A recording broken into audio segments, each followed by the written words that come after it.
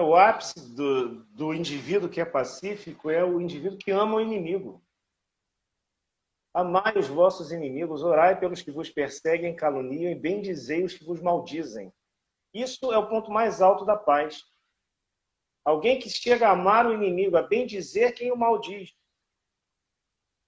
a orar por aquele que o persegue. E isso é dos ensinamentos mais antigos de Jesus. Isso não é inovação, não. É o ápice da paz. Evidente. Jesus aí está fixando princípios. É claro que se eu for atacado, eu tenho que me defender. Existem os valores, a lei de conservação. O homem de bem, por exemplo, tem muitas características declinadas por Kardec, mas que são mal contextualizadas pelas pessoas, no sentido da anulação das iniciativas. A resignação ensinada pelo Espiritismo, mal compreendida pelas pessoas, como se fosse imobilidade e aceitação de tudo que acontece. Não é isso. Aquela história de que a Terra é um local de sofrimento, e então eu tenho que aceitar o sofrimento, resignadamente. A dor é uma contingência. Se eu esbarrar de uma forma equivocada, que hoje de manhã deu uma pancada aqui na quinada, deu dor. Se eu não tratar, vai gerar sofrimento, porque vai me incomodar. Mas o que eu fui? Passei logo um cremezinho lá. Não é porque eu dei a pancada, a terra é local de sofrimento, então eu vou deixar fazer a marca, vou deixar inchar, vou deixar a dor aparecer, que é para eu me purificar. Não é isso. Eu dei a pancada, um acidente acontece, é contingência da nossa existência. Eu passei o creme para diminuir inchaço, para diminuir a dor. Por quê? Porque eu não sou masoquista. É assim que a gente procede de todas as formas. Aquilo que eu posso evitar com a minha previdência, com o meu conhecimento, que eu posso melhorar com a minha ação, eu vou fazer pelo bem. Agora, eu ia dizer, sobre o homem de bem, há um trechinho que passa despercebido em quase todas as análises desse tema, que aparece nos centros espíritas, assim, a rodo. E eu pouco vejo, eu vi 2 vezes as pessoas falarem sobre isso. Diz o Kardec aqui, possuído do sentimento de caridade e de amor ao próximo, faz o bem pelo bem. Não tem cálculo. Você faz o bem porque você é generoso. Você tem prazer em fazer o bem. Fazer o bem te faz bem. Ponto. Até quem te faz mal. Essa é a tese. Se eu consigo, Sérgio Aleixo, se Fábio consegue, não sei. Em algum grau, eu gosto sempre de dizer assim, talvez a gente consiga, mas talvez ainda não no grau máximo. Porque a gente tem a perspectiva relativista de evolução. Talvez eu não consiga no grau máximo, mas é a minha meta. E é honesto consigo mesmo, né? Mas é lógico, você vai essa é a empatia consigo mesmo, né? De saber que, olha, naquele momento é o que eu dei conta de fazer. Não dá. Me desculpe, me perdoe, também tem que estar no nosso vocabulário, né? É preciso perdoar para ser perdoado por Deus, não é isso? Jesus também ensinou, porque ele sabia que a gente tinha necessidade. Se a gente fizesse isso tudo, né? Bem, quero saber o que é que Jesus não ensinou de bom para nós. Sem esperar paga alguma, faz o bem pelo bem. Retribui o mal com o bem. Aqui é mais complicado, né? Retribuir o mal que foi recebido com o bem. Se você conseguir não retribuir com o mesmo mal, já é um grande avanço. Sim. Que aí você sai da justiça retributiva, retaliativa, né, do olho por olho, e consegue começar pelo menos a não violência, não vou devolver a violência. Para um processo depois de justiça restaurativa, aquela que vai ver como pode ser reparado de forma que fique ganha-ganha, não simplesmente punição e recompensa, né? E se você avançar um pouco mais, aí você já não vai não só não fazer o mal, o mesmo mal que você recebeu, mas você, ao contrário, vai fazer o contrário, né? O bem. Bom, segue o Kardec. Eu adoro ler Kardec. Desculpem aí, eu estou incomodando alguém com isso, esse velho ultrapassado do século XIX, mas eu adoro esse cara. Aí ele diz assim, retribui o mal com o bem, toma a defesa do fraco contra o forte e sacrifica sempre seus interesses à justiça. Claro, meus amigos. Essa foi boa. Isso aqui a gente vai lá na filosofia do direito, se quiser, falar sobre o que é direito e o que é privilégio, né? Para terceiros, obviamente, é privilégio. Mas para mim, eu digo, é um direito. Não, você tem que sacrificar os seus interesses à justiça. O que é mais justo? A justiça está acima do próprio interesse pessoal. O interesse pessoal, normalmente, é o conselheiro da injustiça. Porque quem fala ali é o egoísmo. É isso que o Espiritismo ensina. Então, se a gente não mudar isso, meu amigo, pode fazer revolução de cima para baixo, de baixo para cima. Não vai dar certo. É a mesma coisa você colocar um macaquinho numa loja de louça e esperar que a loja de louça permaneça arrumadinha. Não vai quebrar tudo. Olha o que o Kardec disse, gente. Toma a defesa do fraco contra o forte. Mas o fraco não está de mimimi, né? Isso que dizem hoje. Não é vitimismo. Tu não me provoca, Fá. Tu não me provoca.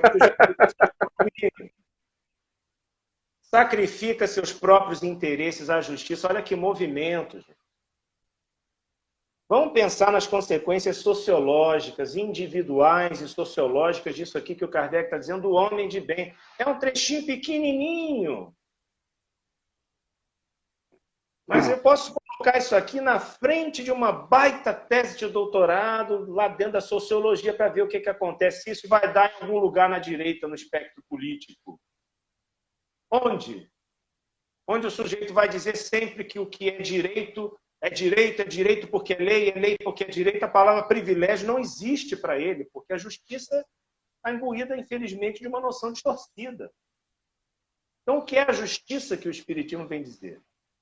Se eu não tiver paz promovida pela perseguição da igualdade, eu não tenho justiça. Eu não tenho justiça nem no plano individual e nem no plano social. Grosso modo falando, o nosso tempo é reduzido e eu também não sou nenhum crânio. Mas esse é o caminho.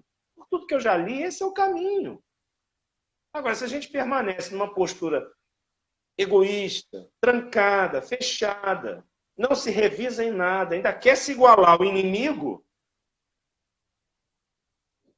malogro, isso não vai dar certo. Eu estava lendo em função disso, ou relendo, na verdade, um livro que eu li na década de 90 do século passado. Eu sou antigo, né? Eu sou de 1970. Mas cuidado, eu não sou velho, eu sou um clássico, viu? Me respeite. Bom, aí vem aqui, é que nem aquilo que aparece aí no Facebook. Não é velho, é clássico, não é isso? É um clássico. É um livro do professor de teologia Burton Lake, de Claremont, nos Estados Unidos. E será que eu falei o nome da cidade certo, gente? Deixa eu ver aqui. Eu falei certo. Claremont, isso. Faculdade de Teologia de Claremont, professor de Novo Testamento. Burton Lake. Ele vai dizer que Jesus foi o Sócrates judeu. É por isso que eu fui procurá-lo, né? Aí eu achei o livro dele, O Evangelho Perdido, o livro de quê e as origens cristãs. E ele traz à baila aqui um documento mais antigo do que o Evangelho mais antigo. Você que leu Emmanuel, Paulo e Estevão, pensa que é Mateus, desculpa, mas o Evangelho mais antigo é Marcos, tá? Emmanuel não sabia disso. Ele reproduziu uma tese católica, completamente equivocada. Tá vendo como é que tem que estudar? Tá vendo? Sim. Bastava ter lido Leon Denis. Bastava ter lido Leon Denis. Cristianismo e Espiritismo, ele já diz isso. Isso já é conhecido há muito tempo. Nem isso o Emmanuel sabia. Ah, não, Emmanuel sabe mais. Aí eu vou agora brigar com o historiador, brigar com a arqueologia, brigar com a crítica literária em nome do Emmanuel. Aí vão dizer, o espírita realmente é um fanático. É lógico, não tem caminho. Aí é fundamentalismo já, né? É lógico, isso não é cristianismo. Estou ferindo de morte a metodologia ensinada por Kardec. Se tem a ver com uma área específica do conhecimento. O que está ali no material mediúnico não é o espírito que me ensina. É a ciência específica que está sendo evocada naquele material. Ah, é um romance histórico, então eu tenho que procurar a historiografia, a paleontologia, a antropologia, é ali que eu vou me informar.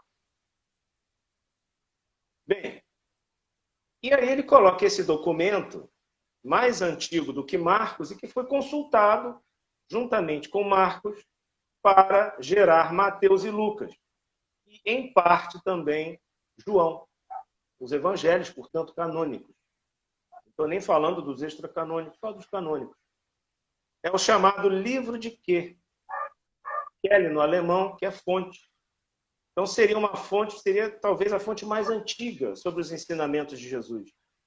E lá estão. Assim como desejam ser tratados, tratem os outros. Esse evangelho de quê é muito interessante, porque ele não se preocupa com a divindade de Jesus. Se ele nasceu por uma virgem, se ele morreu e depois ressuscitou 3 dias, o que é trazido ali é o núcleo rígido, aí eu que estou dizendo por mim mesmo, dos ensinamentos de Jesus. Cerca de 50 anos, mais ou menos, a turma estava lembrando disso e essa fonte consignou esses ensinamentos. Ou seja, está muito próximo ainda do que aconteceu. E o interessante é que essa turma aqui não se preocupou com a natureza de Jesus. Se era Deus, se era homem só. Não, se preocupou com o que ele tinha deixado. Ensinamento. E nesses ensinamentos, vamos encontrar lá. Amem seus inimigos, abençoem quem os amaldiçoa, rezem por quem os trata mal.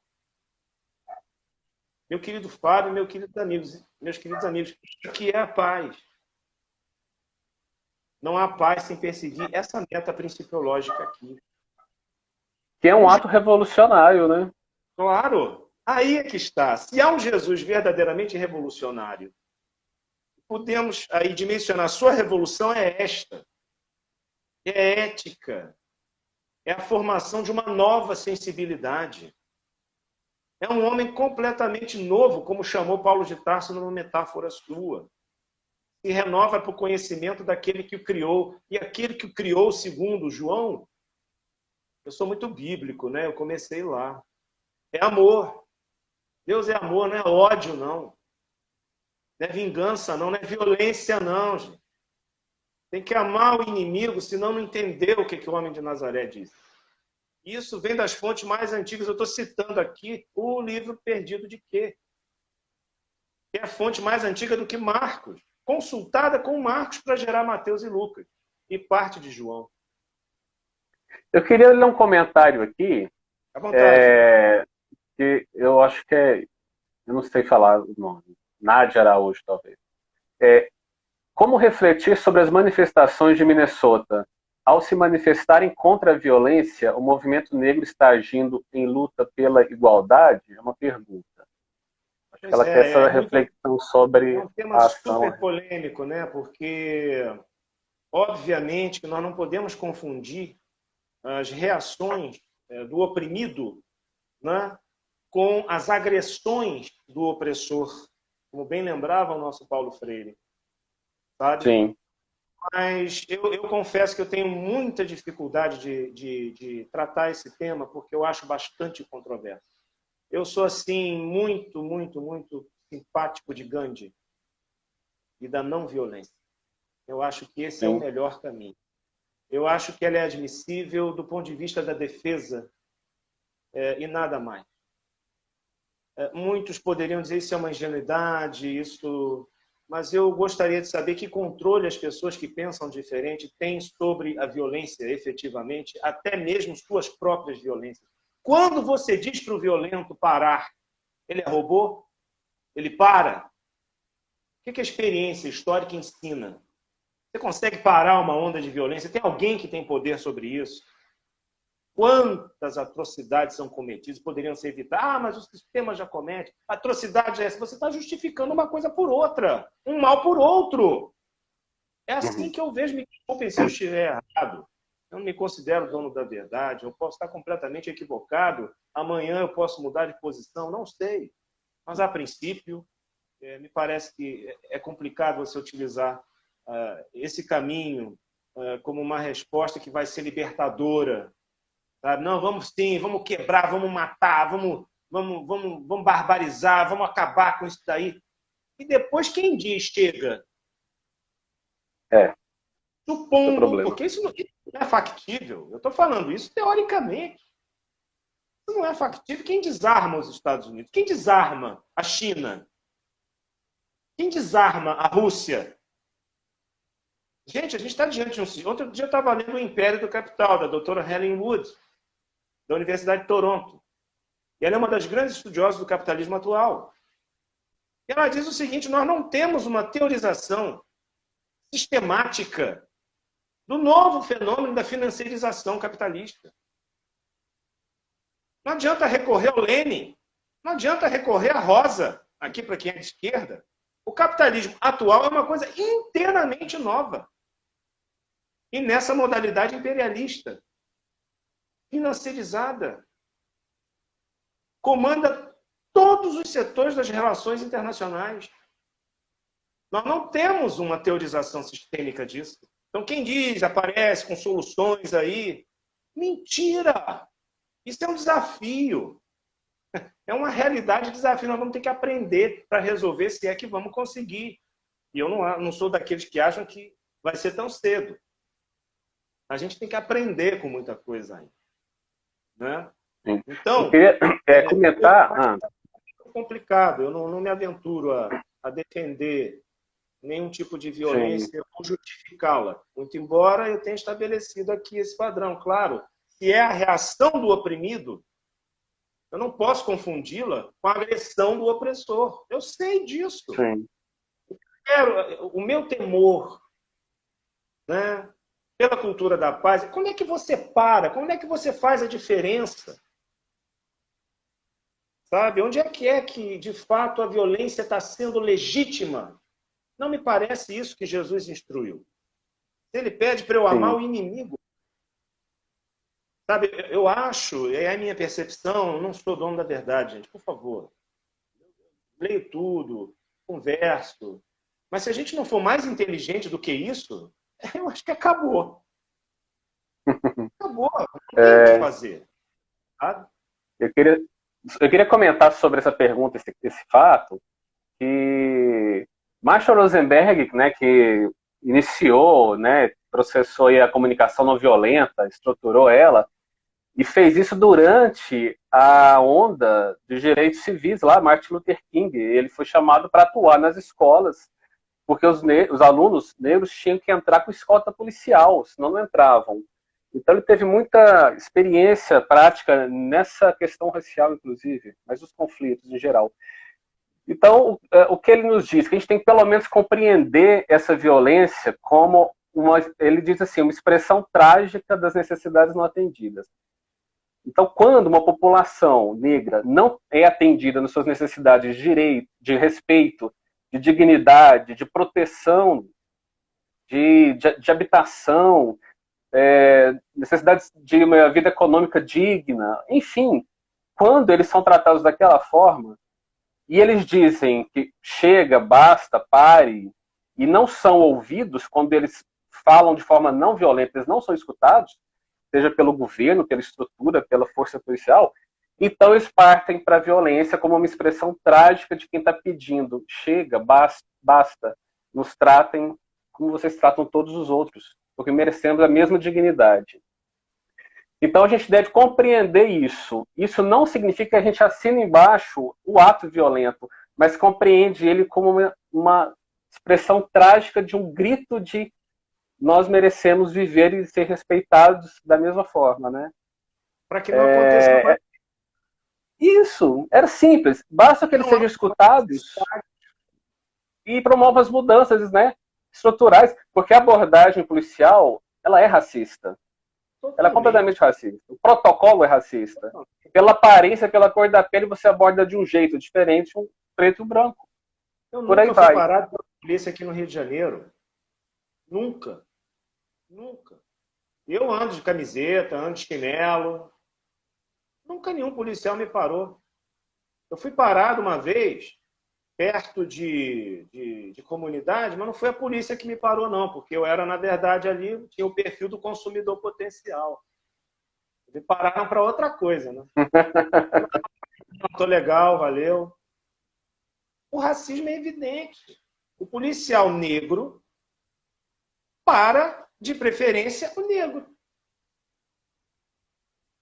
É ali um momento ilustrativo do que é a nossa sociedade, em termos de racismo.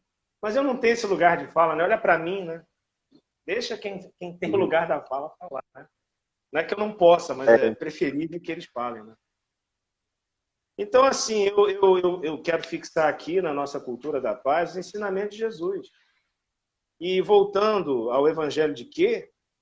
Veja o que eu encontro lá também. Não julguem para não ser julgados. Na medida que usarem para julgar, vocês serão julgados também. Quanto rigorismo, né? Onde é que está a nossa compaixão? Onde é que ela está? Por que a gente não compreende as coisas como você está sugerindo aí? E a compreensão dos fatos e dos fenômenos, o que motivou isso? É porque as pessoas querem, elas decidiram? Não, tem uma causa. Tem que ser compreendida e sanada para que isso não aconteça mais. Não haja necessidade disso. O Jacques Latour, no Evangelho, no Céu e o Inferno, o espírito Jacques Latour, procurem lá criminosos arrependidos. Allan Kardec está lá na segunda parte do livro Céu e Inferno. Ele diz que não é a polícia e soldados que vai prevenir crime, mas a instrução às classes pobres. Claro, tem uma visão salvífica da educação, etc, etc. Mas já é uma crítica muito interessante. Está ali no livro Céu e Inferno, perdido ali nas páginas de Kardec, esse grande ultrapassado inútil. Um criminoso arrependido. Kardec pergunta para ele, olha, se você tivesse tido melhores condições de vida, porque ele teve uma vida também com muitas dificuldades, de todo tipo, você teria cometido essa aberração, esse crime, esse atentado contra a vida de outro? Ele disse, olha, talvez não. Quer dizer, o Kardec ali se preocupou com o crer, com condições sociais de vida. Ele fez uma associação da condição do Jacques Latour, desprivilegiada, com o cometimento do crime do Jacques Latour. Kardec faz essa pergunta para o espírito. Gente, pelo amor de Deus, está tudo na codificação, está tudo ali, esperando a gente trabalhar isso. Tá, porque isso também é uma certa disputa de narrativa também, né? Sim, poderíamos dizer assim, mas por que ele não foi atrás? Por que ele não... A meritocracia, né? Porque alguns conseguem, por que todos os demais não fizeram o mesmo, né? É a mesma coisa que o Kardec perguntando para os espíritos na questão 808, eu acho, do Livro dos Espíritos, né? Ele propõe isso aí. Mas uns não têm mais, justamente porque têm mais habilidade, mais faculdade. Aí os espíritos dizem sim e não. Da velhacaria e do roubo, o que é que tu dizes? Então os espíritos foram críticos. Não vamos negar uma certa meritocracia individualizada, restrita, não geral. Há pessoas que correm atrás e conseguem. Agora tem quem não, quem corre atrás e não consiga. Sim. Numa sociedade realmente meritocrática, todo mundo que corresse atrás tinha que conseguir. Por que não é todo mundo? Aí cita lá o cara que pegou uma apostila no lixo, né? Passou para o Banco do Brasil. Pronto, vai lá. Você vai conseguir também. É assim que eles fazem. Mas isso é um caso. Você não pode daquilo ou dali transformar numa regra geral e eximir a nossa sociedade completamente regulada da responsabilidade daqueles que devem contribuir para a sua regulação. Buscar equanimidade. E tudo isso, Fábio, sem os princípios da nossa base civilizatória, que está em Jesus, me parece quase que impossível. Eu arrisco dizer que é impossível. Se a gente não transformar a pessoa que nós somos em função de uma pessoa que nós devemos ser, não vai dar certo. Em algum momento o negócio degringola, desarranja tudo. E já que estamos na Abre Paz, citar aquele ensinamento de Jesus, quando ele dispersa os discípulos em missão. E cada um de nós, de certo modo, é esse discípulo herdeiro do ensinamento do Cristo, de Jesus, como queiram os que têm mais pruridos aí. Por favor, se atenham ao núcleo rígido e me perdoem. Bom, vão, mas olhem, estou enviando vocês como cordeiros no meio de lobos. Bom tema para debater paz, né? Eu vou oferecer o pescoço aqui, passa a faca aqui. Não, não é isso. Mas eu não tenho a mesma natureza que o outro. Eu quero combater o fascismo sendo fascista? Como? Não. Uma coisa é você ser da paz, outra coisa é você ser da violência. Uma coisa é você ser da paz. Outra coisa é você ser isentão, neutro, e eu não vou interferir. Indiferente, exatamente. A indiferença é o maior mal, Fábio.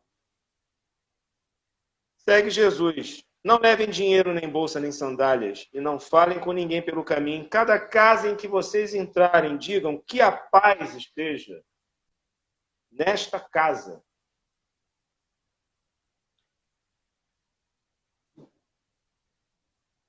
E se houver ali um filho da paz, a saudação de vocês será bem recebida. Ela repousará sobre vocês. Se não houver ali ninguém da paz, ela regressará para vocês. Então Jesus instrui a paz desde os primórdios. Eu acho muito estranho quem queira divorciar Jesus desse legado. Eu acho um oportunismo perigoso e até criminoso. Eu acho e fazer marcha para Jesus com o símbolo da arma? O uso do meu direito constitucional de permanecer em silêncio para um absurdo desse. Porque eu vou ser obrigado a xingar aqui, e expositor espírita não pode xingar os outros em live, né? Mas eu só conseguiria xingar essas pessoas, porque eu ainda não tenho todos esses prerrogativos aqui do Evangelho. Mas consigo me emocionar ainda quando leio algumas coisas do Evangelho. Bom sinal, né? Deve ter alguma coisa bom lá dentro de mim. Não tenham medo de quem pode matar o corpo, mas não pode matar a alma. Está lá no Evangelho de Quê também. Gente, nós somos espíritos, nós não somos corpos. Porque, gente, por favor, o espírito encarnado é uma coisa. O próprio Kardec faz a dicotomia espíritos, homem. O homem é um espírito encarnado, mas espírito é espírito, homem é homem. Precisa entender isso. Na carne é uma coisa, né? Sobre o acúmulo, aquela parábola extraordinária, né, do grande produtor que vivia acumulando nos seus celeiros, e Jesus lembra: insensato, esta noite mesmo você terá sua alma reclamada. Então, essa dicotomia corpo-alma, claramente nos ensinamentos de Jesus. O corpo pode ser morto, a alma não. E a alma é responsável pelas suas obras. E tudo o que você produziu, a quem pertencerá? Isso é o que acontece com quem acumula tesouros para si próprio, sem se tornar rico perante Deus. Qual é a maior riqueza perante Deus? É essa paz que você não só deseja que esteja na casa de alguém ou com alguém, mas que ela esteja com você, essencialmente, antes. Porque você deseja a paz que você não tem, como é que é isso? Uhum. Como é que é isso? Olha que tradição linda isso aqui, que a paz esteja nessa casa. Se houver ali um filho da paz, a saudação de vocês será bem recebida. Literalmente, diz o comentarista aqui, a paz de vocês repousará sobre ele. Como é que é isso de paz repousando? Eu vejo aqui as leis fluídicas que o Espiritismo ensina. É uma questão de semelhança. O semelhante atrai o semelhante. Se não tem ali um filho da paz, olha aqui, a paz regressa para vocês. O que regressou? Não houve reciprocidade. Uhum. Não houve semelhança. Muitas vezes a gente está falando para pessoas que não querem ouvir. Tudo bem, a gente fala. Mas não fica sobre eles o que a gente falou. É como aquela semente que cai em outra parte do caminho, né? Vem os passarinhos e leva. Não tem proveito aquilo ali. Depende. Mas isso quer dizer que a gente não vai desejar? Não, tem que desejar sim. Tem que fazer para o outro o que você gostaria que o outro fizesse para você. E evitar o contrário. Vendam seus bens, deem tudo à caridade. Olha isso aí. Acumulem seu tesouro no céu, onde as traças e os carunchos não poderão devorá-lo e onde os ladrões não poderão roubá-lo. Onde estiver seu tesouro, lá estará também o seu coração. Não tem lugar para capitalismo num mundo onde Jesus seja princípio, seja norma, seja lei. Capitalismo é acúmulo. É como Maximização de lucro a todo custo. Se não tiver um agente regulador, é aquela história, papa tudo. sim. Não, deixa que o mercado vai regular. O quê? O mercado vai regular. Você sabe o que é isso, o mercado regular? Primeiro que não tem isso. O mercado é regulado de cima para baixo. Nós estamos naquilo que o Lenin chamou de etapa superior do capitalismo. Não tem livre concorrência. Que história é essa de livre concorrência? Está tudo organizado ali, até os preços eles determinam. Que história é essa? É a mesma coisa se há livre mercado, supondo que ele existisse, é a mesma coisa se ele fizesse assim, solta um tubarão no meio de uma piscina cheia de criancinha e diz assim, não, ele só vai comer 2 ou 3. O resto ele deixa para o outro dia. Não é essa a natureza do capitalismo. A natureza do capitalismo é a maximização do lucro, cara. Acabou. Sim. E isso reflete exploração do homem. Óbvio, exatamente. pelo homem. Por que o sujeito que produz não é o dono do que produz? Aí vem a tese do mais valor do Marx e toda essa coisa. Quanto tempo você está trabalhando para pagar você? A mais você está pagando quem? Você já se pagou 4, 5, 6, 7, 8 vezes. E o resto foi para quem? Para você não foi. Mal você consegue uma aposentadoria hoje. Foi para onde? Cara, isso é tão rudimentar. Entendeu? Não sei qual é a dificuldade de entender isso. Aí você ouve um cara como o Eduardo Moreira falando lá sobre a economia, sobre a política do Banco Central. Você vê, gente, que beleza ser banqueiro no Brasil, não é não? Você não perde nunca. Não, o dinheiro impossível. que você empresta ao juro mais caro do mundo. O dinheiro que você não empresta vira título da dívida pública. Você bota o Estado em falência para pagar o dinheiro que você não emprestou. Que legal, cara! Você ganha sempre. E aí depois como é que a gente... dívida, aí não tem escola, não tem educação, não tem, enfim, políticas protetivas do cidadão, que é o mínimo que se poderia esperar de um Estado, até mesmo liberal, né? E como é que a gente entra para uma época melhor, vamos chamar assim, de regeneração, mantendo estruturas concentradoras de renda, de poder, de opressão, onde o egoísmo claramente impera a favor de poucos? Questões 914, e essa aqui vai entrar? Questões 914, 916 do Livro dos Espíritos. Questionamento das estruturas. É preciso reformar as instituições que entretêm e excitam esse egoísmo. Está lá. É tábua das matérias do Livro dos Espíritos. O Espírito Fenelon respondeu assim. É preciso reformar as instituições. Se as instituições estão trabalhando de uma forma podre, se elas entretêm e excitam o egoísmo, a pergunta do Kardec qual é? Qual é a pergunta 916? O que ele diz ali? Como é que o efeito vai poder deixar de existir se a causa está subsistindo? Ele diz lá, a civilização parece gerar e entreter ainda mais o egoísmo.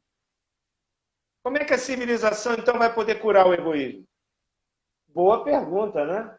Perguntaço Então, do nesse Kardec. caso, o homem de bem, ou o espírita mais consciente, ele deve sim questionar essa estrutura vigente, essa estrutura econômica, Totalmente, e não só social. questionar.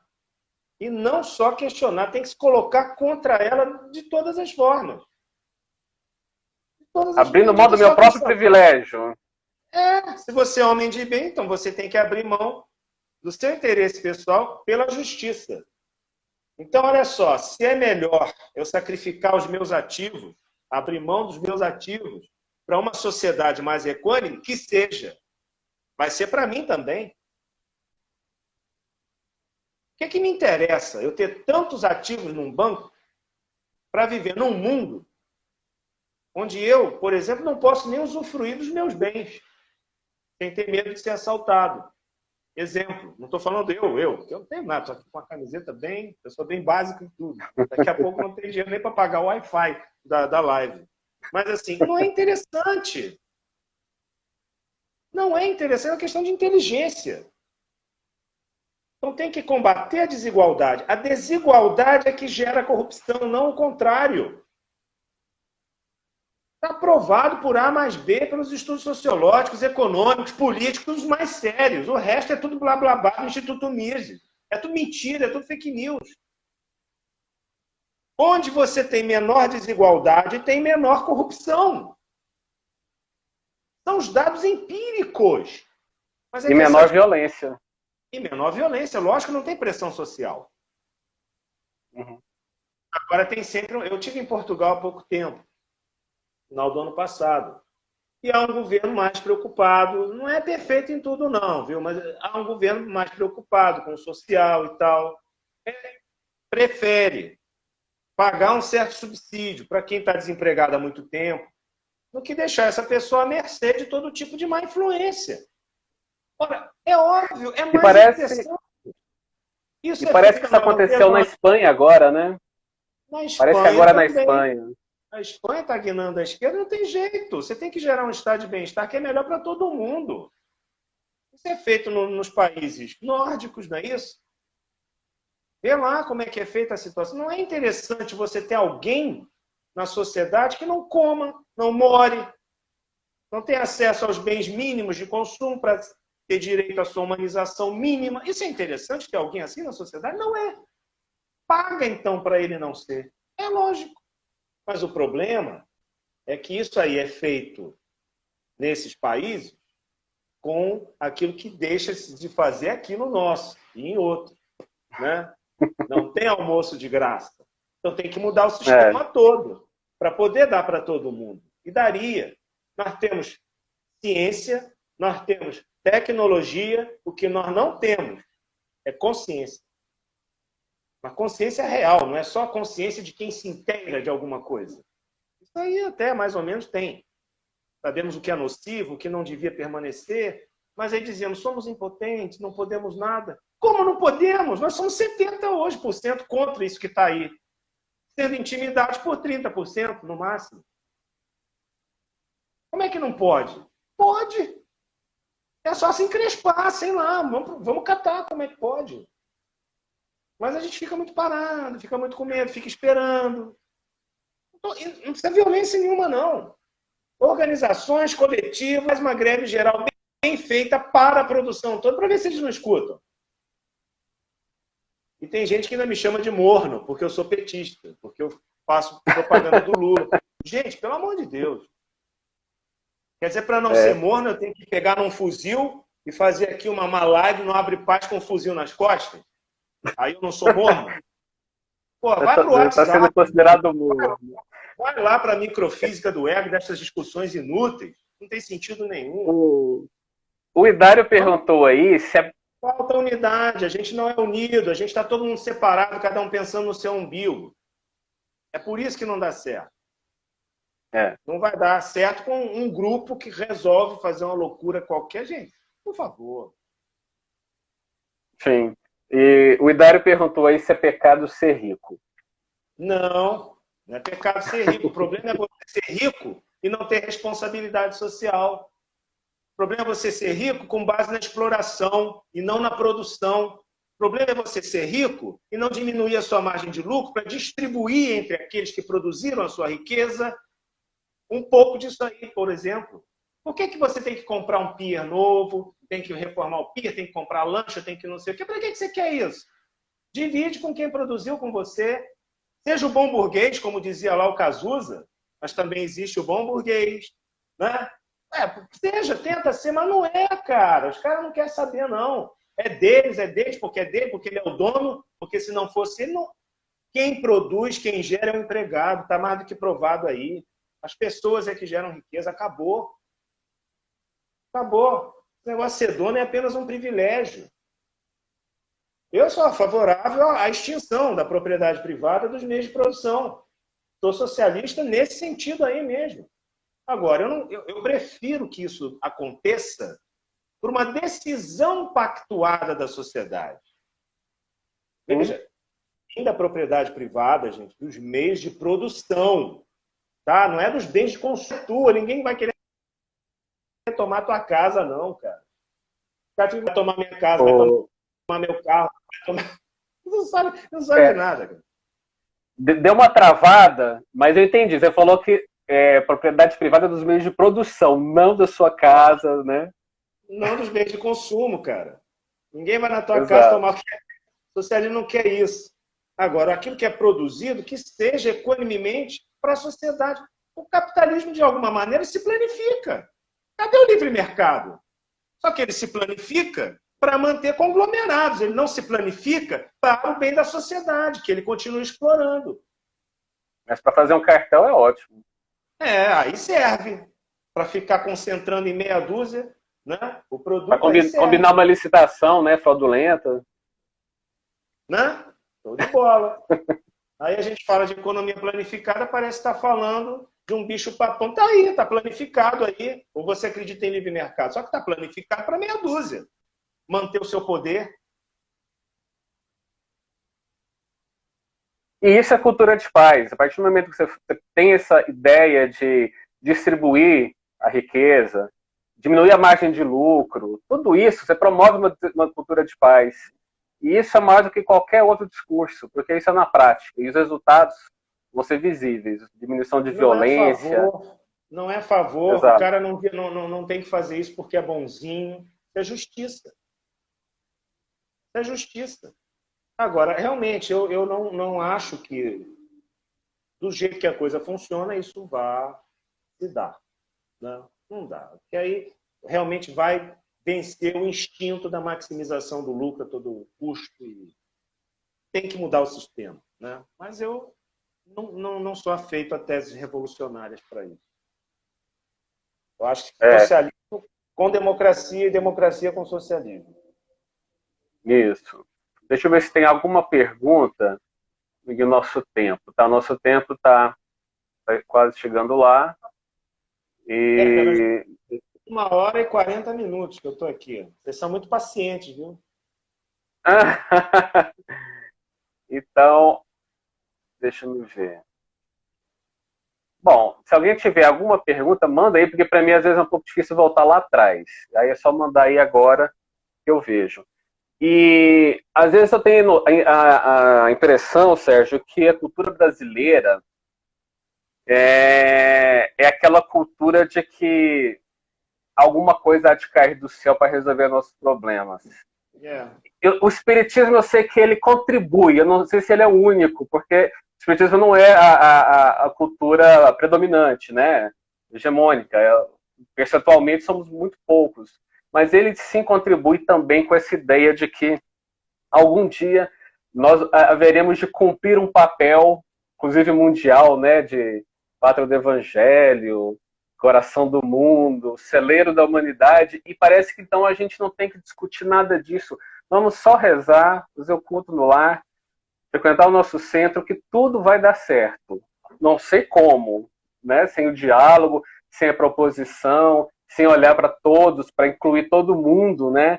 Na solução dos nossos problemas. Eu não sei como é que isso vai se dar, mas isso me parece algo muito mágico e talvez fundamentalista demais, né? E não é, ao meu ver, racional dessa forma. Se a gente combatesse de uma forma séria o egoísmo e o orgulho, não teria lugar para esse tipo de atitude, que é uma atitude egoísta, é uma atitude orgulhosa. Onde há indiferença, também há orgulho e egoísmo. Sim. Infelizmente é isso que acontece. Veja o que eu vou ler o texto de novo do homem de bem. Possuído, veja bem, possuído do sentimento de caridade e de amor ao próximo, faz o bem pelo bem, sem esperar paga alguma. Retribui o mal com o bem, toma a defesa do fraco contra o forte e sacrifica sempre seus interesses à justiça. Então, quando há esse sentimento efetivo e que possui a criatura, ela age. Ela vai procurar os meios de tornar isso daqui uma realidade. Mas isso para nós é uma teoria. E depois a gente coloca a responsabilidade em terceiros, ou a culpa nos políticos, como se os políticos não fossem eleitos por nós. Sim. Claro, Vieram daqui mesmo, desse planeta. Claro que o sistema político está totalmente errado, essa coisa toda. Mas não é o nosso caso aqui debater isso. Mas a gente não vai lá e não vota? Ah, o Congresso, que porcaria. Mas foram eleitos, não é isso? Foram colocados lá. Isso espelha parte da população. Claro, envenenada pelos meios de comunicação, tem tudo isso. Mas eu ainda sou das antigas dizer o seguinte: essa gente se identifica. Eles se identificam com essas coisas. Para conversar com um deles na fila do pão, como eu faço muitas vezes. Quanto rancor naqueles coraçõezinhos, gente. Não é brincadeira, não. É muita raiva dentro de uma pessoa. É demais. E todo mundo, aparentemente, tem religião. Vai na igreja, etc, etc. Mas quando começa a falar sobre cidadania, sobre política ou alguma coisa assim, os caras viram cães raivosos. É raro você encontrar alguém com alguma razoabilidade. Tem responsabilidade as elites, obviamente, e nesses esquemas legitimadores querem manter a galera toda na ignorância, mas eu fico perguntando o que leva uma pessoa a se identificar com um ser abjeto como esse que a gente tem na presidência da República. A acreditar que é uma escolha difícil entre ele e o Haddad. Porque ele teria sido enviado por Deus, talvez. Eu vi algumas explicações, algumas mensagens espirituais que são estarrecedoras. Ou então que não, pois é, tá cheio de fake. Eles estão aí. Eu digo, é a fascinação necropolítica. A necropolítica ela tem um componente de fascinatório espiritual também. Sim. Mas o que dizia o Kardec? O homem, frequentemente, é o maior obsessor de si mesmo. O semelhante atrai o semelhante. É isto. Eu não os eximo de responsabilidade. Eu sei de todo o esquema midiático, jurídico, político, tudo isso. Mas as pessoas... Por que eu não me deixei enganar? Será que eu era tão politizado assim? Será que não é uma coisa muito óbvia, não? Como é que o sujeito diz assim, não vou lavar as mãos, não quero saber? Porque o problema não é só quem votou 17, é quem não votou 13, porque era... Quem anulou, né? Anulou, foi para a praia, 40 e tantos %, quer dizer, mudava a direção da coisa. Agora está aí, tem gente chorando aí. Eu digo, pois é, eu avisei. Agora chora na cama, que é lugar quente. A gente ficou dando a cara a tapa aí, avisando, né? Tem uma pergunta que a Vânia colocou aqui. A questão de uma revista de Kardec que espíritas, ela colocou entre aspas, utilizam para justificar questões irritantes. O que discordo. O que vocês pensam? Tá. Mas isso é completamente descontextualizado. Havia, durante a codificação, o processo de codificação, uma ditadura de Napoleão III. A Sociedade Parisiense de Estudos Espíritas, para ser fundada no dia 1º de janeiro de 1858, teve que oferecer à Prefeitura de Polícia de Paris o seu estatuto previamente, senão não conseguiu alvará. Por isso está escrito lá que é vedada a discussão de assuntos irritantes e políticos. Mas isso aí tem direção.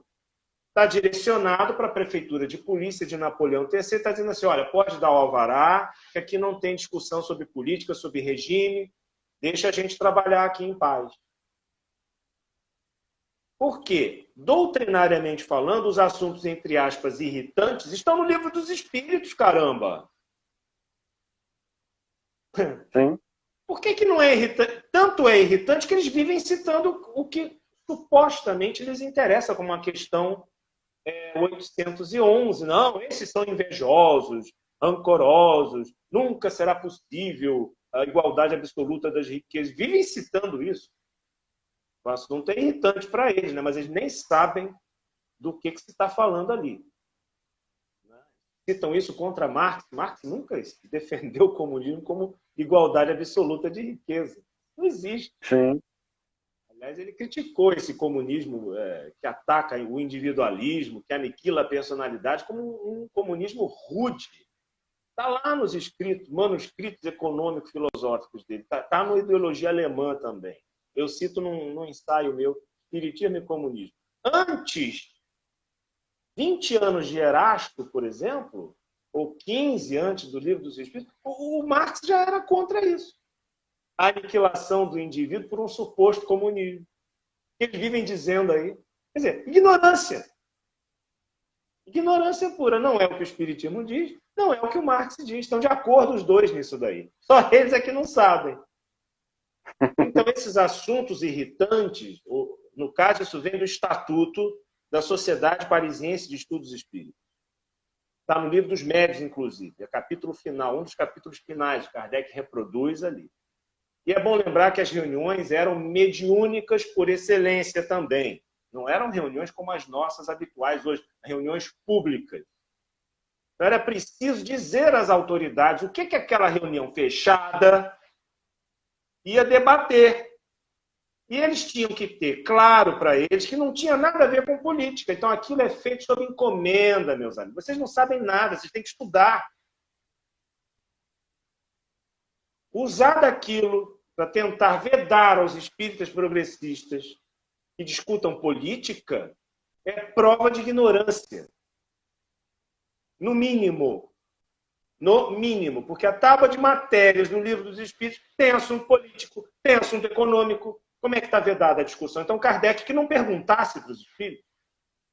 Sim, exatamente. E eu estou nem citando a revista espírita, que fala do Owen, fala do Fourier, fala dos socialistas utópicos, discute questões revolucionárias aqui e ali. Kardec muitas vezes tem que se defender das autoridades, porque a igreja tentava macular Kardec e o espiritismo com acusações do tipo abortistas, contra o casamento. Olha só que interessante. O discurso de direita estava lá, contra Kardec, para tentar macular o espiritismo e incriminá-lo perante o regime ditatorial de Napoleão III. Kardec era obrigado a dizer, não, nós não pregamos o comunismo. Aí o sujeito vai lá, pinça isso, mas não debate o sistema de valores do espiritismo, nem o contexto histórico em que isso está sendo dito. Ora, por favor. Há também o livro Viagem Espírita, em 1862. Os discursos de Kardec, num deles, o terceiro, aos espíritas lioneses e bordeleses, ele fala sobre as doutrinas de reforma social. E é simpático às intenções dos autores. Kardec não é inimigo dos autores ali, não. Do Saint-Simon. Havia são simonistas, membros da Sociedade Parisiense de Estudos Espíritas. Socialistas, membros. Fourieristas. Fourier, elogiado por Marx, dizendo que ele é muito mais crítico social do que o Owen, em inglês. Está lá no livro sobre o suicídio do Marx. Aparece na revista. Havia fourieristas espíritas. Eu não tenho informação se havia marxistas espíritas, porque esses, defendendo uma tese mais revolucionária, não tinham realmente muito espaço. Né? Tinham que estar sempre atentos. O Alexandre do Agro entrou aí, deu boa noite. Ok, um grande abraço, Alexandre. Boa noite para você. Então, veja... Eu acho que nosso tempo está acabando. O tempo acabou, né? Então é isso. Tá chegando aqui. Há um grau há um grau de desonestidade nessas citações. De desonestidade nessas citações. Porque elas passam ao revés do contexto histórico. Eles explicam. Algumas são mal citadas, inclusive a Epístola de Erasto aos Lioneses, onde ele diz que não está se referindo a esse comunismo que aniquila a personalidade e tal. Eles citam aquilo ali, está vendo? É o mesmo comunismo que foi criticado e combatido e reprovado por Marx. Erasto e Marx estão de acordo. Os caras Existe uma, não se convencem existe disso. uma desinformação proposital, ao meu ver, que hoje até a ONU é comunista, né? Qualquer um que se apega ao mínimo de racionalidade hoje é comunista. Veja bem. Né? Mas Desonestidade intelectual, como disse a Vânia aí. o comunismo bem entendido, gente, é uma radicalização das conquistas liberais. É você universalizar o que o indivíduo conquistou de liberdade, de direito à educação, de direito à alimentação, de direito à função. Afinal de contas, é isso. E o capitalismo não é capaz, óbvio, porque é acumulador, tem o racismo na sua base, de universalizar esses direitos. Que foram consagrados na Revolução Francesa, não é isso? É ali que surge o conceito de direita e esquerda, ali na Assembleia. Isso. Não é isso? Então, quem era a esquerda? A esquerda é o pessoal que era contra o sistema, contra o antigo regime, contra o conservadorismo. Quem era a direita? Quem era o conservador, a favor, estava tudo certo, estava tudo ao lado do rei, estava tudo certo. Aí o cara vem aqui, não, é porque você não sabe o que é a direita. Você que não sabe o que está falando. A esquerda é o natural para qualquer humanista. Sim. Nosso tempo está acabando 20 segundos. Sérgio, eu queria te agradecer. Ok. Tá bom? Valeu. Pela oportunidade. Vamos marcar outras lives para bater mais papo aqui. Todos os assuntos são bem-vindos, tá? Vou te passar, então, os 10 segundos finais. Então, releiam o que eu li aqui, o capítulo 9 do Evangelho segundo o Espiritismo, bem-aventurados os brandos e os pacíficos,